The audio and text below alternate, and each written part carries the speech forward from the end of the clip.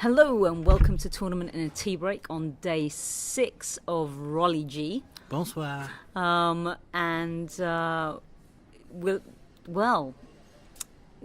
I think it's getting to the nice meaty end of things. Oh my goodness. Mesdames et messieurs, we are at Roland Garros. Les portes du stade fermeront dans 10 minutes. If you want to know what's happening, the Porte du Stade is closing in 10 minutes. I think it adds a nice touch to the show. It does. Okay, so we've got 10 minutes and hopefully they won't play this every minute all the way down. So today, did we have any upsets? Well, let's start with Garbiñe Muguruza and Elina Svitolina. I think in any other given year, Svitolina would have been a nailed-on favourite and this would have been a shocker. But given the fact that she's struggled with this knee injury, she pretty much didn't play for the whole of April. Is this as much of a shock, seeing as we've seen how Garbiñe has played since the start of the tournament? A Discuss. 19 seed defeating a 9 seed. You can start there. Well, we know the seeds don't really matter. One thing I noticed about the head-to-head between Muguruza and Svitolina is that Svitolina actually had a 5-1 edge. Yeah. You know, so you would think that she was going to be able to kind of get it done in this match. I thought Garbiñe was going to win, though. I get this Roland Garros feeling from Garbiñe Muguruza. 27-5 lifetime here. We can every new round. It's just like Rafa's stat, 89-2. Yeah, now. it's pretty impressive. I mean, she was in great form. She was very focused from the off. I felt that Svitolina was maybe a little bit. It took her time a little bit to get going, and then by the time she actually started to hit a lot harder and lift her game, it looked like she was going to steal a march, and Muguruza just lifted her level just that bit more, and delivered the goods. So I am still fancying Muguruza to do some damage in the second week. It's a shame for Svitolina. I think I still stand by my fact that this is probably the first slam she will get. Yeah, I think she's going to have to wait another 12 months and be healthy before she gets that. Yeah, the timing is not quite right for her. I think she's a tick below 100%. Not sure what the actual number is, but movement's everything for her. Yeah. And if it's not quite right, we saw the kinesio tape on her knee. I mean, this is a lot better than she's been able to put together in the build-up. Yeah. And she hasn't done badly on grass, so I will be interested to see how she copes with the grass, because that can be a bit do or die after a clay court season. So we'll see. But she is a metronomically consistent player, and I think once she feels that she can put her trust in that knee, she'll be back on the way up. Yeah, I think she's going to be a perennial top tenner, really. But as far as winning that slam, she'll have to have everything working in her favor, and that includes fitness. Yeah, I mean, while this match was going on, there were oohs and ahs going around the media centre at Elise Mertens and Anastasia Sevastova. Oh. That had it all. I mean, Mertens had 5 match points. Sevastova staved them all, and then served out to Love, just needing the 1 match point to take it.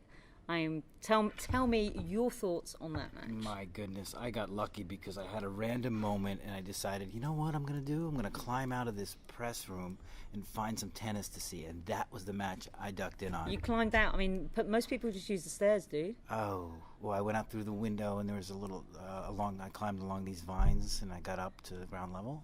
Okay, It's not normal? I just use the stairs, mate. But anyhow, you. Let me get to the story. This match was captivating from the minute I stepped in the court. Sevastova was using her forehand brilliantly. Mertens was defending so well. The points were creative. You saw a lot of drop shots dipping in. You saw Mertens several times lose her footing in that set. Then she quickly got the match points, and I'm thinking this is over. And I really thought it was going to go to Mertens because she's kind of the more steady mentally. God. But oh my gosh, the first match point was so courageous for Sevastova, and I thought that would not be able to be topped. And lo and behold, I think it was 10-9 or 9-8 when she hit the backhand down the line. The 5th match point save was a brilliant backhand. Look it up if you haven't seen it. Those rallies were unbelievable. I mean, I don't know about you, but that's when I get the biggest buzz, when I'm in a media centre watching, when there's lots of matches going on and you can't obviously be in one place, 2 places at the same time. But when you have everybody as a whole oohing and ahhing within the centre at this one match, and you know that everybody's watching the same thing as you are, that's when I think, this what we do is special. Funny story, and you know what's funny about that match is that everybody was in Longland. probably half of the crowd was there waiting to see Roger Federer, who was making his only appearance this season on Longland. And lo and behold, they got an extra hour of women's tennis, so they got to see the real stuff, because this was the match that was exciting. Federer and Ruud was fine. Roger, cruised through it, but this... But that's a bit unfair. I mean, that tie-break was good. Oh, third set break, yeah. But yes, he did cruise it. Sevastova and Mertens was the match of the day, I think, clearly, right? Yes, I think so, in terms of just sheer entertainment value, absolutely. And it is the longest match of the tournament on the women's side at 3:18. And Sevastova thinks, she's pretty sure it's the longest match ever, but she said in press, I don't know, you have to look it up.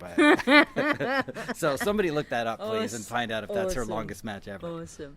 So what else caught your eye?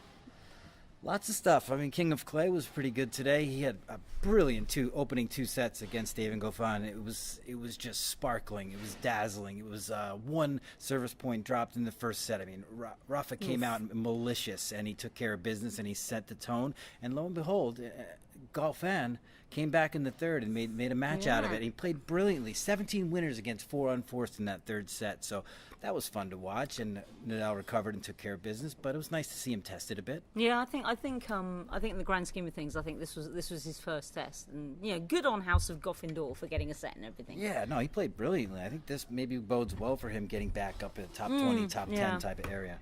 And what else? Sloane Stephens. No, that was an interesting one. I looked at her face at one point in the third set and said, she looks like she's suffering. She had this look of pain. I think it was the heat. I think it was the fact that she failed to convert a couple match points in the second set against Polona Herzog. Tough match, but she gutted it out. And now we get Sloane Stephens, Muguruza, round of 16. What a time to be alive! Let's not be unfair here. Herzog is a really good clay courter. The last few years, things haven't really gone away. She hasn't really had the results. But Sloane has always had the measure of her. So I wonder whether that pain was like, why am I not in the locker room already? But I think it's good. So far, Sloane has been super impressive. Her movement has been good. She wants to address what happened last year for sure. But I think it's good that she's been tested a little bit. I think it's not good on the flip side that Herzog is now 1-24 against the top 10. Yeah, that's tough. That's pretty tough. She's too good of a player. Too much variety and talent in that game. But she needs that consistency, though. The problem is, you have these players that are very good on one surface, and they can't translate that consistency across. She's almost like the anti-Svitolina, if you will.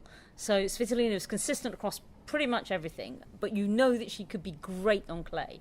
But she hasn't quite managed to get that. And Herzog is the other way around. She's okay at kind of everything and just hasn't been able to get those wins. Yeah. It's frustrating and it's a shame, but I think good on her for giving Stephens a bit of a reality check. Yeah, third set was close. Yeah. But yeah, on talking of like people who are good on clay and maybe misrepresented, Karolina Pliskova lost out to Petra Martic. Quite more easily than I would have thought. I know that you called this yesterday, but I think it was more easy than I thought it would be. I think Pliskova was far too passive in the first set. Very, very careful with her placement. Really just making sure that she was getting the ball in, almost guiding or pushing it. In the second set, she allowed herself to be a little bit more free, take a little bit more risks, but by that point, it was just too little too late. Yeah. Unfortunate. I mean, kind of a wide open draw. We're seeing seeds fall. Burton's was out. Kvitova was out. This is a real nice chance for somebody to win this one. You'd think it would be one of the top 5 seeds. It's a tough loss, but Petra Martic is one heck of a clay courter, and this is now her third time making the second week here at Roland Garros. So hats off to her. But yeah, a missed opportunity for Petra. She's not going to get that many more. I mean, no. I still think that Petra's first... I suppose Petra's opportunities. It's a shame she's not in that quarter where it's complete carnage, because you would have then fancied her to come out of that. You would have fancied Petra Martic? Yeah. I want to backtrack and say Pliskova might get plenty more chances to win a Grand Slam, Yeah. but this just felt like a good one. She's playing so well, coming off a big title. Mesdames et messieurs, So how many minutes do we think? 5 fermeture des minutes? Oh, portes du hello. stade public. By the way, we're at Roland Ladies Garros and right now. gentlemen, stadium gates are closing to the public. Okay. Basically, get out now. Yeah, everybody needs to leave. So, Goodbye. au revoir. Okay, so what's next on your list of doom, Captain Chris? There's not really sure. I mean, we can backtrack. We didn't really touch on Federer. I mean, Federer and Casper Ruud, it was a nice little match. It was nice to see the Norwegian Casper Ruud. I think my favorite part of that match, because I was out on Suzanne Longland, there were two Norwegian fans rooting for Casper Ruud. Oh, and with they- optimists. Yeah, I saw them. They had this beautiful chant going. It was real catchy too, and I'm not sure how often they sang because I left after the first set and went and watched it in the media center. But it was cool to see it. It was cool to have a Norwegian in the third round of Roland Garros. Yeah. He played really well. Casper Ruud has one heck of a forehand. He's a strong young player. He's a strong boy. He's going to Big be a boy. good player on clay down the road. Yeah, I think so. And Federer, I think, is also pretty good at tennis. I've heard so. I've heard so. So tomorrow we have the rest of the third round. I am very keen to see how Halep goes. She's been tested twice.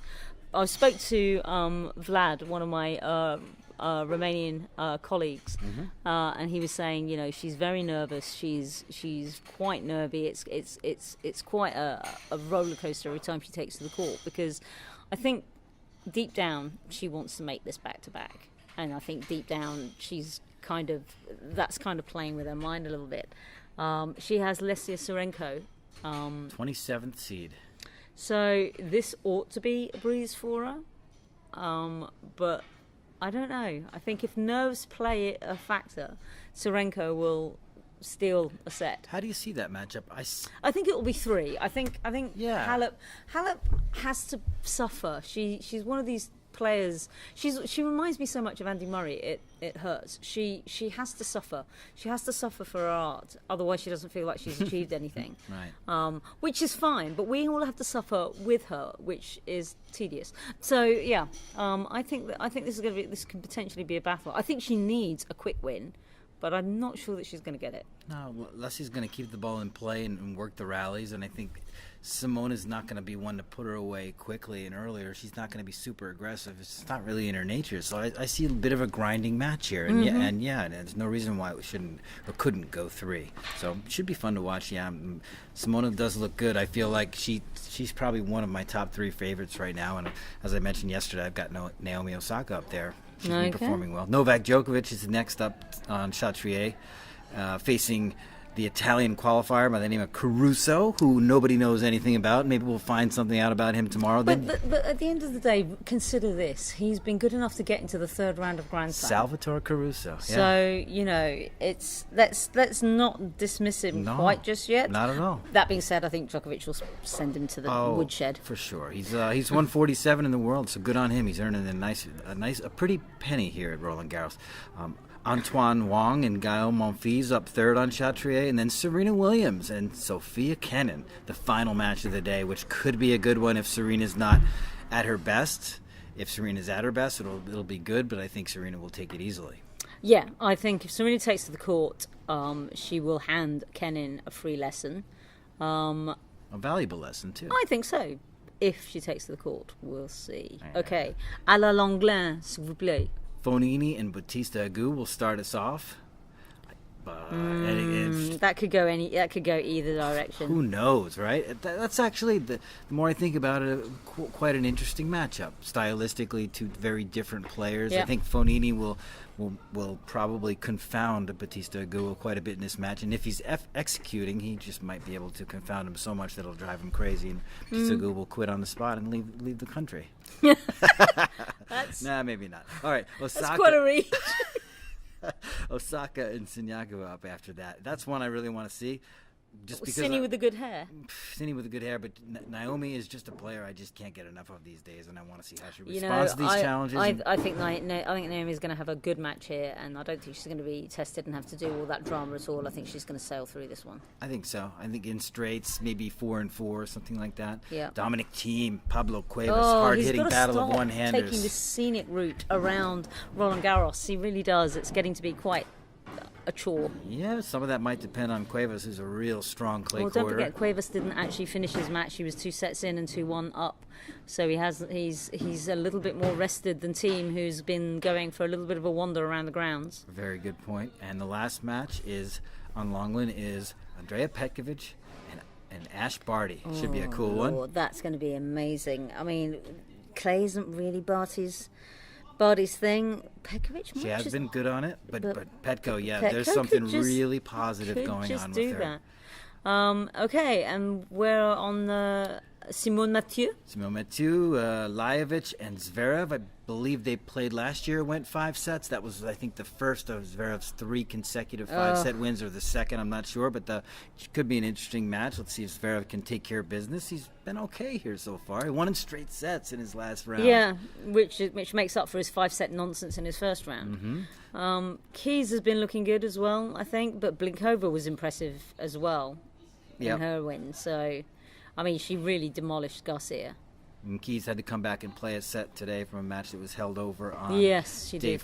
5. So we'll see. I think she's looking pretty good to win this one, but we'll have to wait and see, I guess. But Juan Martín Del Potro's back after that 5-set win over Yoshihiro Nishioka, and he'll face Jordan Thompson. Pretty winnable match for the Tower of Tandil, I would say. Yeah, if provided that all his limbs are working. And then we've got a couple matches to complete. Stefanos Tsitsipas left us tonight up 2 sets on Filip Krajinovic and 5-5 in the third. That'll complete on Chatrier.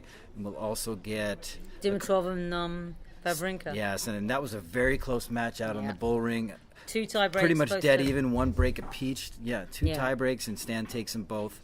7-5, 7-4 in the breakers. He's up 2 sets to love, so Grigor has his hands full tomorrow. Grigor is a spicy mood. Some guy yelled out, "Come on, baby Federer," and he just like smacked his heels together and was just like, kind of, "Do I look like a baby to you?" Beautiful. Yeah. On that note, it's going to be a busy day. We'll be back tomorrow. Don't forget, you can follow us on Twitter, Instagram, Facebook, and you can sign up for our newsletter. There will be an interesting prize coming up, so do sign up. Lovely. Or you can come accost us on the grounds. Yes, if you're here, do tell us if you're here, and we'll come out and we'll wave at you. But in the meantime, we bid you a bonne nuit. Bonne nuit. Au revoir. Au revoir.